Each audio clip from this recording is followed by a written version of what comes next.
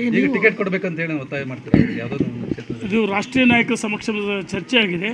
ಅದು ರೇಣುಕಾಚಾರ್ಯ ವೈಯಕ್ತಿಕ ಅಭಿಪ್ರಾಯ ಪಡೋಕ್ಕಲ್ಲ, ರಾಷ್ಟ್ರೀಯ ನಾಯಕರು ತೀರ್ಮಾನ. ಬೆಂಬಲಿಗರಾಗಿದೆ ಅವರು ಸಪೋರ್ಟ್ ನೋಡಿ, ನಾನು ರಾಜ್ಯದಲ್ಲಿ ಭಾರತೀಯ ಜನತಾ ಪಾರ್ಟಿ ಯಡಿಯೂರಪ್ಪನವರ ಬೆಳೆಸಿದ ಒಂದು ಕೂಸು. ನಾನು ಯಡಿಯೂರಪ್ಪನವ್ರು ಬೆಳೆಸಿದ ಕೂಸು ಮತ್ತು ಜಗದೀಶ್ ಶೆಟ್ಟರ್ ಸರ್ ನಮ್ಮ ನಾಯಕರು, ಅವರು ಮುಖ್ಯಮಂತ್ರಿಗಳಾಗಿದ್ದರು, ಅವ್ರ ಕೈ ಕೆಳಗೆ ಕೆಲಸ ಮಾಡಿದ್ದೀನಿ, ಅವ್ರ ಬಗ್ಗೆ ನಮಗೆ ಗೌರವ ಇದೆ.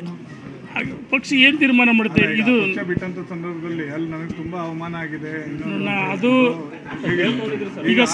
ಈಗ ಪ್ರತಿ ದಿವಸ ಯುದ್ಧ ಮಾಡೋಕ್ಕಾಗತ್ತಾ? ಗಡಿ ಬಾರ್ಡ್ರದಲ್ಲಿ ಒಂದ್ಸರಿ ಯುದ್ಧ ಆಗುತ್ತೆ, ಅದಾದಮೇಲೆ ಸಾಮರಸ್ಯ, ಸಂಘರ್ಷದಿಂದ ಸಾಮರಸ್ಯ.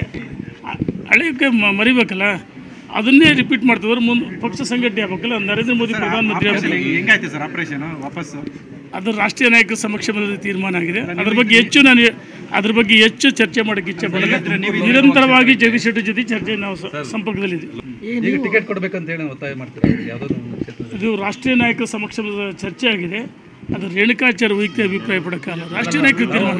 ನಿಮ್ಮ ಉಬ್ಬಿದ ರಕ್ತನಾಳಗಳ ಸಮಸ್ಯೆಗೆ ಎವಿಸ್ ಆಸ್ಪತ್ರೆಯಲ್ಲಿ ಕೇವಲ 30 ನಿಮಿಷದ ಲೇಸರ್ ಚಿಕಿತ್ಸೆಯೊಂದಿಗೆ ಮುಕ್ತಿ ಹೊಂದಬಹುದು. ಹೆಚ್ಚಿನ ವಿವರಗಳಿಗಾಗಿ ಸಂಪರ್ಕಿಸಿ 8088837300. ಬೆಂಬಲಿಗರಾಗಿದೆ ಅವರು ಸಪೋರ್ಟ್. ನೋಡಿ, ನಾನು ರಾಜ್ಯದಲ್ಲಿ ಭಾರತೀಯ ಜನತಾ ಪಾರ್ಟಿ ಯಡಿಯೂರಪ್ಪನವರ ಬೆಳೆಸಿದ ಒಂದು ಕೂಸು. ನಾನು ಯಡಿಯೂರಪ್ಪನವ್ರು ಬೆಳೆಸಿದ ಕೂಸು ಮತ್ತು ಜಗದೀಶ್ ಶೆಟ್ಟರ್ ಸರ್ ನಮ್ಮ ನಾಯಕರು, ಅವರು ಮುಖ್ಯಮಂತ್ರಿಗಳಾಗಿದ್ದರು, ಅವ್ರ ಕೈ ಕೆಳಗೆ ಕೆಲಸ ಮಾಡಿದ್ದೀನಿ, ಅವ್ರ ಬಗ್ಗೆ ನಮಗೆ ಗೌರವ ಇದೆ. ಪಕ್ಷ ಏನು ತೀರ್ಮಾನ ಮಾಡುತ್ತೆ ಇದು ಬಿಟ್ಟಂತ ಸಂದರ್ಭದಲ್ಲಿ ಅಲ್ಲಿ ನನಗೆ ತುಂಬ ಅವಮಾನ ಆಗಿದೆ. ಅದು